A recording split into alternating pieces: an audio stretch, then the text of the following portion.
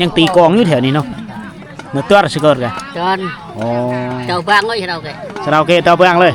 อ๋อเต้าเปางคือสอดแจงกองอันนี้เนี่ยเป็นเขาเอิ้นว่ากองตุ้มบ้านเฮาแต่ตัวนี้มันน้อยๆนะเขาเจ้าจะเอาหนังซัดโดยเฉพาะกับหนังโง่หนังฟ้านเขาจะเอามาเอ็ดนึงเอามาเบิ่งเสาจ้อยตับข้าวไปบูฮ่านแต่คกเพิ่นนี่คกทันสมัยได้คกเพิ่น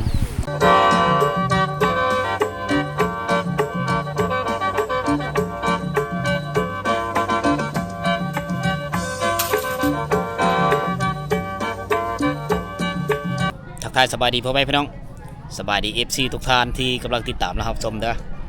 มื้อนี้พอสิหอมมาที่บ้านอหอเมืองเซโปดแขวงสวรรณเขตนะพอดีซุมเฮาสิมีจุดประสงค์สิเดินทางไปเที่ยวทุกคนเที่ยวโซนบทตามเคยนะมีเป้าหมายสิไปพุ่นแหละแถวสะแลนแถวบ้านละเตืองเลาะไปตามสายทางขึ้นไปละโกมีฮู้ว่าสิฮอดสิเลยนะไปตามแผนซุมเฮาแหละคำสิเดินนอนหั่นทุกคนเลยแต่มาในบ้านอหอนี่พอดีมาเจอเขางาน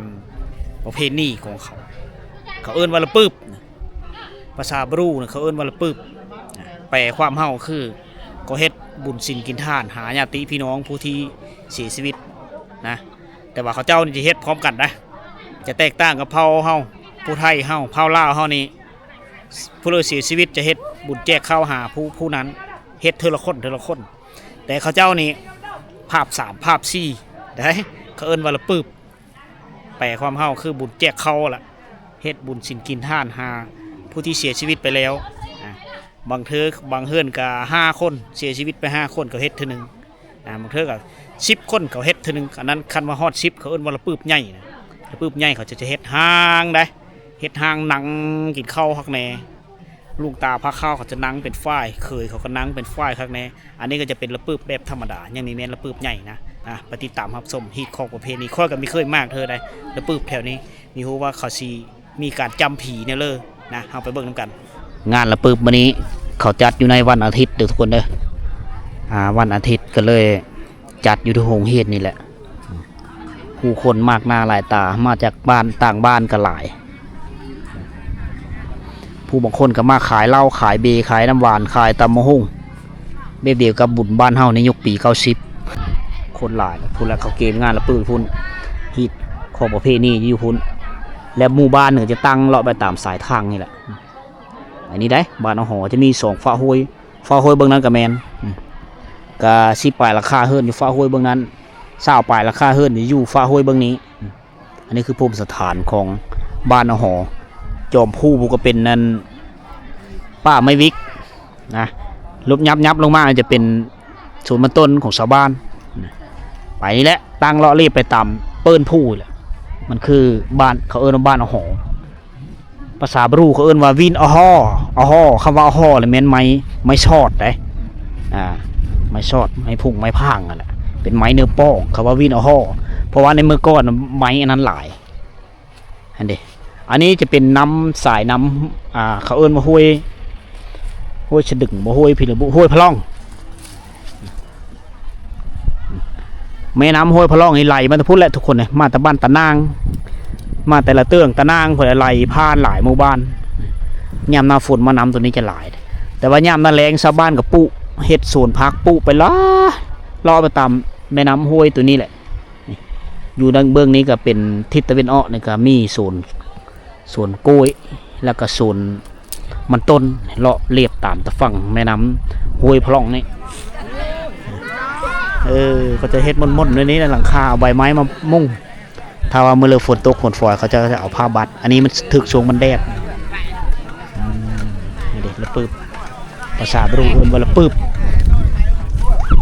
ไม่ยิ่งเขาเจ้ากับมาโฮมหลายได้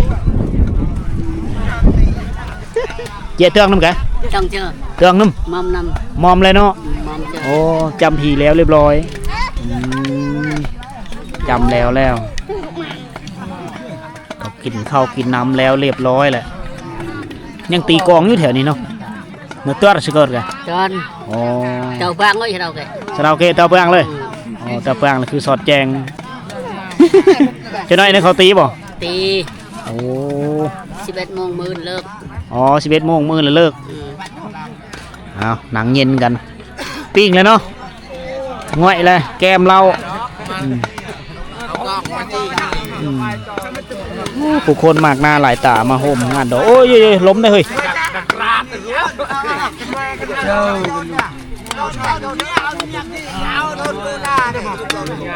อ๋ออันนี้จะเป็นตัวหมูพอฝากกราบแล้วเขาจะเฮ็ดเอาเลยตามสบายเขาจะเฮ็ดกะเปะกะเปะนี่เขาเอิ้นว่าตาดุยวัดกันกี่เลยหลายคนนะมีแต่ผู้ชายทั้งนั้นเลยแต่งอยู่โคกินไม่ยิ่งเขาจะไม่ได้แต่งเขามางานแบบนี้เขาจะสังเกตเห็นว่าผู้ยิ่งนี่ไม่ได้เขาไม่ได้มามีโซนโฮมนำในการเฮ็ดแต่งอยู่โคกินเขาเจ้าจะเป็นนางโฮมนี่พุ่นผู้ชายย่อพาเข้าเขาเจ้าคือเขาเจ้ากินได้ในงานตัวนี้นะอันนี้จะเป็นหม้อน้ำซ่าเขาต้มน้ำซ่าได้กินเลยซ่าสำเร็จรูปซาบรูเอิญวัตราตอนคืนมากเขาเจอกระโมนซื้นตามฮีตของประเพณีเขาแถวนี้แหละมีการฮ้องรำทำเพลงตามภาษาส้นเผ่าของเขาเจ้าเอง บุญละปึ๊บอันนี้จะเป็นบรรดาเขยเลยจะมานั่งนี่เขยนี่สบายดีบ้านส่วน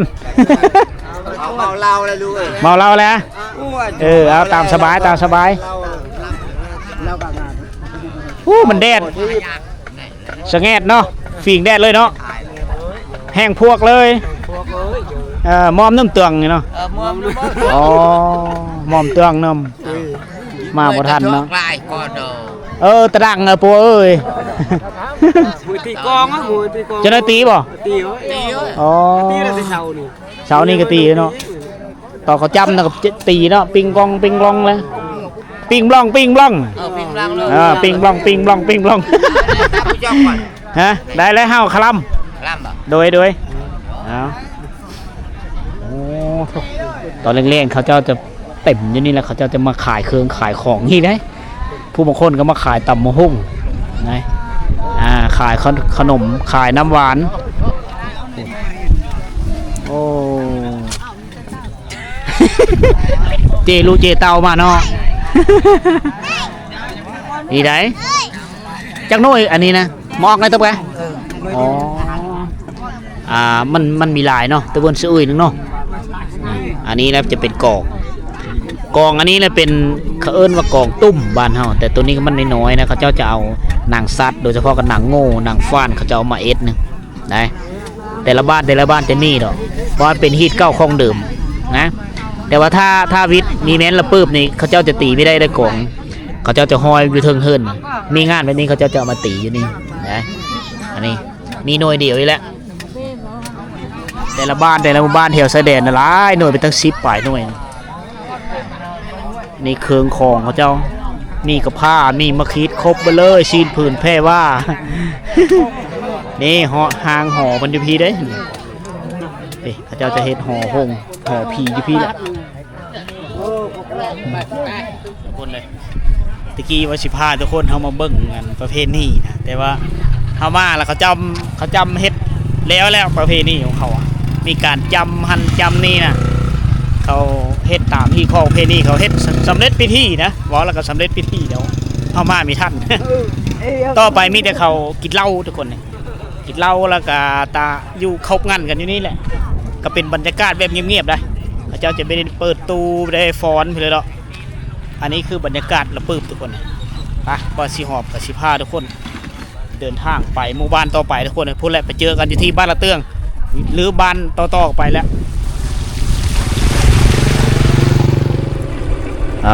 เราเดินทางออกมาจากบ้านละบ้านที่มีเขาเจ้าเฮ็ดบุญประเพณีระปืบทุกคนตอนนี้เราก็เดินทางมาฮอดบ้านตานางบ้านที่มีธรรมชาติงามที่สุดเลยสำหรับกลุ่มเขตนี้นะผู้สาวผ้ามากระบอกจะเซลอยู่นี่แป๊กละก้ายบ่ผ้ามากระบอกบ่พูนมันหนาวนางฝิ่งแดดอยู่นี่เลยเนาะแห้งพวกปะไหนเลย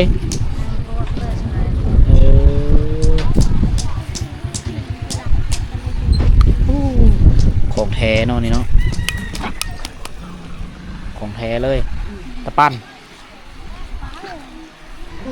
ใส่เสื้อแดงละพายแต่งน้องมาอ้ายนี่ตั้งใจว่าอยากมาหาเสื้อแดง สบายดีหลานสาว สบายดี หมูเจ้าเบิดบ่นี่นะ เดี๋ยว เย้าแยะนี่เนาะเบิ่งหน้าเบิ่งตาได้อีละนี่เลยลุงเบิ่งเลย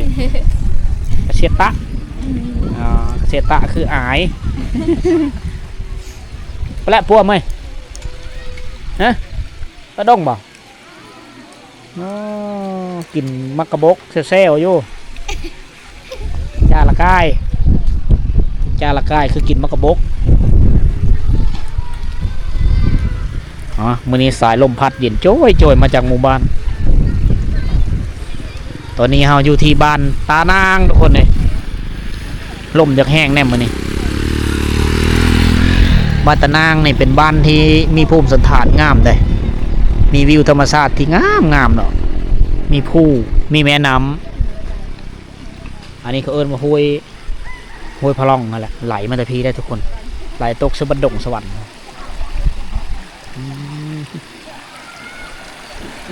เพิ่งแล้วไม่ได้มาชมบ้านตะนางหลายๆคนก็น่าจะเคยเห็นเพราะว่าบ้านนี้เป็นบ้านออกในโลกโซเชียลหลายๆเพราะว่าสิเป็นทั้งเพจแล้วก็ YouTube นะทั้ง Facebook ส่วนตัว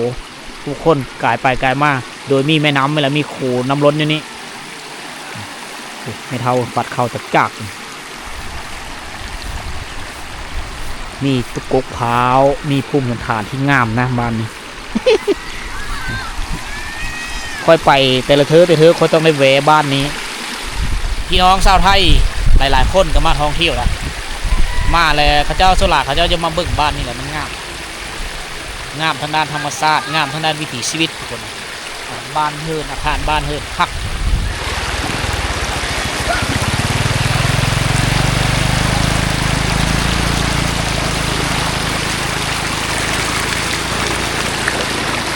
น้ำนี้มันจะไหลตลอดแรงตลอดฝนเลยบ่มีแห้งน้ำมันปุ๊บบ้านเฮิร์นคนนี่ก็จะมีขับค่าหนาแน่นไปเลยพอดีพออยู่ทุกคนเนี่ยมันเศร้าปลายหลังคาเฮิร์นนี่แหละโทษ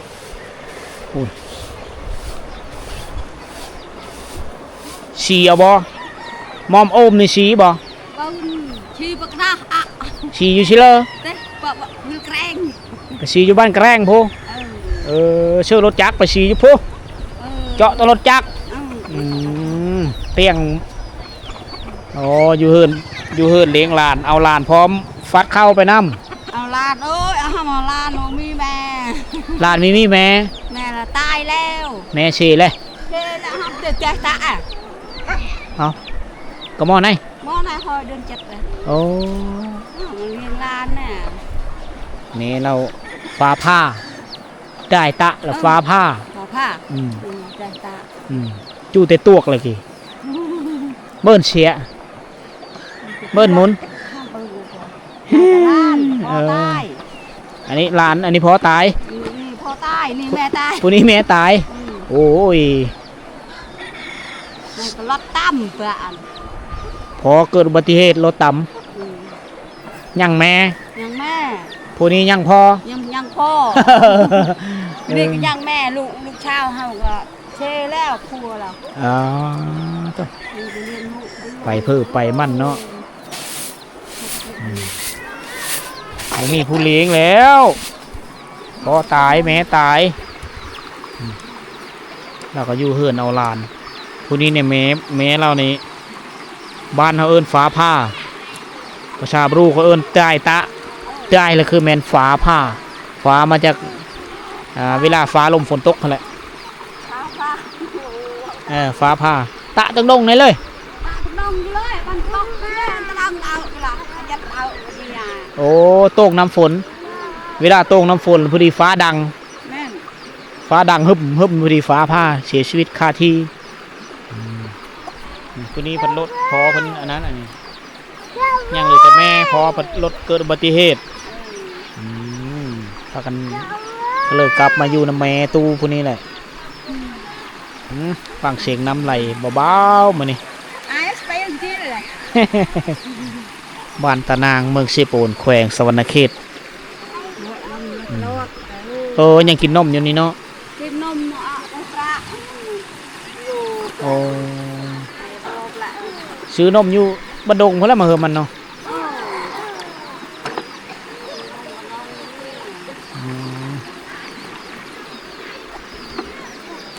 หลานเราในแม่เราสิแม่เสียแล้วยังเหลือแต่หลานจักคนชินะ มันอันนั่นไหนอ่ะ น้องโอ้มี อะไรช่องอะไรไหน ผู้พอตายหัน ช่อง 5 คนผู้แม่ตายป้านี่ผู้เดียว เดียว อ๋ออยู่น้ำเจ้ามาเลย เออ เออ แม่เอาแล้ว ผู้นั้นพอตายแล้วก็กลับมาอยู่เฮือนหลังแน่เนาะ มาได้พอมาได้กับ อ๋อ ลูกค่อยพอเรา อ๋อลูกเจ้าแม่มันเมื่อบ่ โอ้อยู่ แม่กับมันเจ้ากันยังอยู่น้ำกัน อยู่น้ำกัน เออ เด้ลูกสาวจอย โอ้ลูกสาวอยู่พุ่น จะเชียร์แล้ว พุ่นอันนี้ก็แม่นเฮือนลูกสาวกันพุ่นสิต่ำเข้าเด้อหาเสื้อแดงแถวนี้ยังต่ำเข้าไปบูฮานหลายอยู่แถวนี้เฮามาบ้านตานางแต่ละเธอเฮาก็ไม่ได้คอยลงลึกถึงวิถีชีวิตการเป็นอยู่ครอบครัวเริ่มเป็นเริ่มบ่สิหอมก็ไม่ได้คอยลงลึกไปเลยมามื้อนี้ก็ได้มารู้จักกับครอบครัวเมตูนี่อยู่นี่แหละเฮือนแคมทางนี่ทุกคนเลยแปะกับทางใส่ทางไปพุ่นละบ้านละเตืองไปทึบชมละโกพุ่นละเพิ่นก็ฟัดเข้าอยู่นี่เฮือนหลังเป็นหลังนี้แหละนะเพิ่นก็ใช้ชีวิตอยู่นี่แหละเลี้ยงหลานลูกสาวลูกชายเสียชีวิตเบิด เลี้ยงหลาน ซ้ำนี้เห็นตวกเนาะพอยหนึ่งอันตวกน้ำ ตัวบ้านตัวถ้าตัวโอ้ยเขาเปิดกันเจ้า ผู้นี้เนี่ยยังกินนมอยู่ กินนม ผู้เนี่ยผู้เสื้อเขียวกินบอก เนาะ ลำกินละง่วยเต้ ลำในอันอัดปีอันที่นวดนมปีอันไหน อ๋อผู้นั้นกินนมแม่ นี่ก็บ่มีนมแม่อยู่กินนะ กินนม กินนมเมียดสังหาปลาตะนาน่ะ ผู้นี้ซื้อนมกินผู้นี้ซื้อนมฝุ่นนมมันนั้นกิน ชอยพี่ถ้าว่าผู้เลยอีตนสงสาร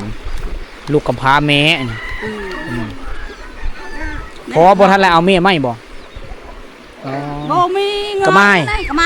ละเลยละละเลยก่อนเอาถ้าผู้เลยอีตนสงสารคืออีตนเนาะหลานน้อยผู้นี้ทุกคนนะถ้าผู้เลยอยากซัพพอร์ตอยากซอยเหลืออยากซื้อนมมาฝากเฮอหลานน้อยผู้นี้แม่เราเสียชีวิตฟ้าผ่านะก็เลยอยู่น้ำเนี่ยอยู่น้ำไม่เท่าได้ซื้อนมอยู่บันดงก็ได้มาเฮอเราถ้าผู้เลยเยอะซัพพอร์ตเพิ่นก็ติดต่อมาหาบอสสิหอมได้ทุกคนได้จะได้ตนผู้นั้นพัดลูก5 คนแล้วพอเสียชีวิตเนี่ยทั้งแม่ทั้งลูกยิ่งทั้งลูกชายเสียชีวิตหมดเลย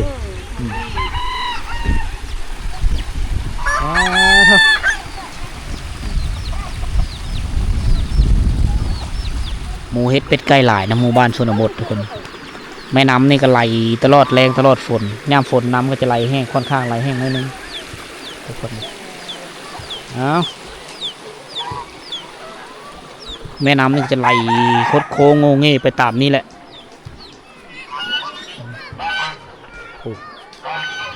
เสียงเป็ดเสียงห่านห้องเซ่ๆ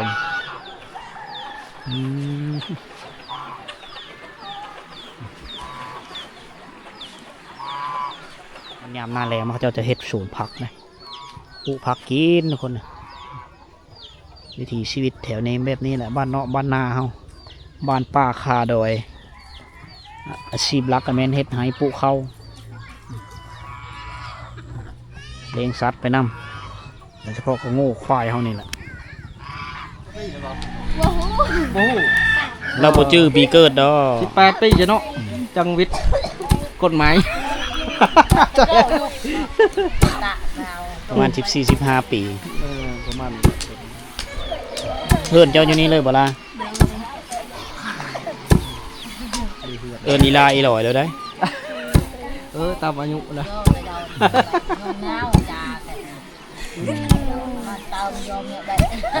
หมู่เพิ่นน่ะศพโมกมีเห็นฮอนนาเลยใหญ่เลยใช้ความคิดค่อย เอากูบ่เคย สระนี่ก็รับ2-3โล นักศึกษาไม่แก่ มีอูจักก็สาวไปเลยบุฮะ เราจอย เราจ้อยคนประตุย เจ้าเป็นแม่บอก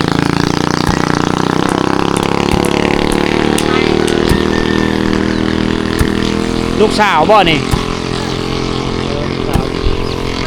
เป็นแม่ เจ้าละมอน เจ้า เจ้าหลานโมเมนลูกหลานเรา เจ้ายังไม่อีกบ่ ไม่ค่อยมีพูด ได้ผัวอะไรยังเจ้านี่ยังบ่ได้ผัวพอได้มาปีนาเนาะเจ้าก็ใหญ่แล้วไปครับ ปีหน้านะมาปีหน้าแล้วเยอะหมดละจูหนังนี่ก็เลย อย่าเผาเอาผัวปะนะ หนังสลูสลอยนี่ก็เอาเยอะหมดละปีหน้าหมด ปูจาดนั่งกันโอ้ขัดโอ้ย นี่แหละบรรยากาศยามบ่าย บายเนาะตอนแรกก็ตั้มมึงบอกเขา โดย โอ้ตัวเชียงก็ตั้มบ่ยังไงว่างตัวใดตั้มตัวนั้นแล้วเนาะพอได้ซีแล้วเนาะเขตเอามันใกล้อยู่เหรอ ๆสีพูดไปสีอยู่บ้านไปเลยว่าบ้านกระแรงสีอยู่บ้านกระแรงบ่ได้กายบ้านละเตืองไปจังหวัดบ้านกระแรง ตามตำคนแห้งเลยทุกคนนะ สาวจอยนุ่งเสื้อแดง ขัดซากเป็นลบมือมาสิพอดีเนาะ นุ่งเสื้อแดงละไผแต่งน้องมาไอ้นี่ตั้งใจว่าอยากมาหาเสื้อแดงนี่ โอ้ขัด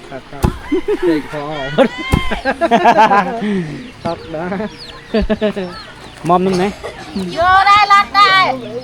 ช่ โอ้มานี่เนาะ ช่วยจะเลิก หลายขั้นตอนนะเพื่อจะได้กินข้าว เป็นเม็ด ให้จานลำเงินฟัดเราเบิ่งนี่เกลือไก่เบิดเลย เลย ได้ คอยพัดแล้วเราไม่ได้มาใช่ไหม ย่างลงมาได้รัด เอามาเบิ่งเสาจ้อยตับข้าวไปหมู่ห้านเดี๋ยวคกเพิ่นนี่คกทันสมัยได้คกเพิ่นโดยมีห้องเขาเจ้าเฮ็ดขายอยู่บันดง จกเลยนะ บันดงหรือบ้านแกงเล็กพวกเขาเฮ็ดอันนี้คกชิมังขายเนี่ยไปแต่ละหมู่บ้านจะเป็นคกไม้อันนี้เป็นคกชิมัง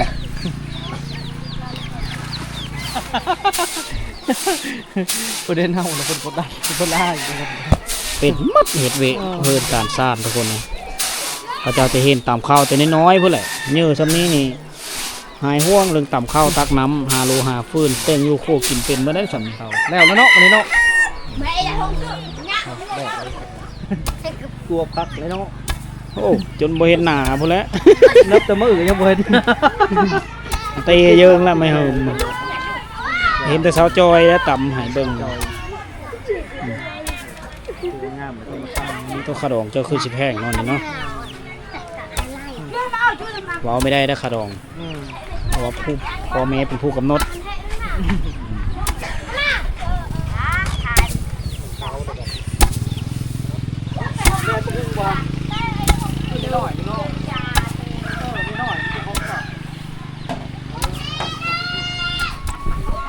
น้องเพิ่นบ่ได้เคยเฮาเฮ็ดนะ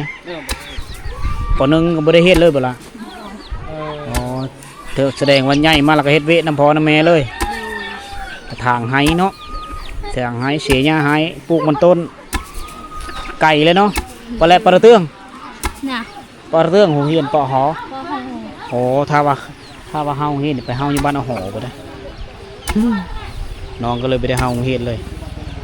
ไอ้คือเฮิร์นเพิ่นล่ะนี่ตั้งแปะปกอยู่แคมทางทุกคนเพิ่นเลยประกายมากายเห็นแล้วเฮิร์นเพิ่นนี่มีกกมะฮุ่งนี่มีต้นมะละกออยู่นี่แหละ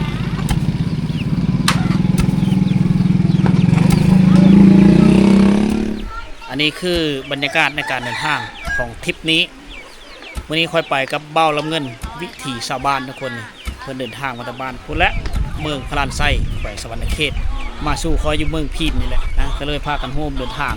สิมุ่งหน้าพุ่นแหละตัดสแลนแดดลือน้ำทุกคนเลยนะแต่ว่าเฮาสิไปฮอดซิเลยยังมีฮู้จักมื้อนี้ก็ตะเว้นค่ำลงแล้วตอนนี้เฮายังอยู่ที่บ้าน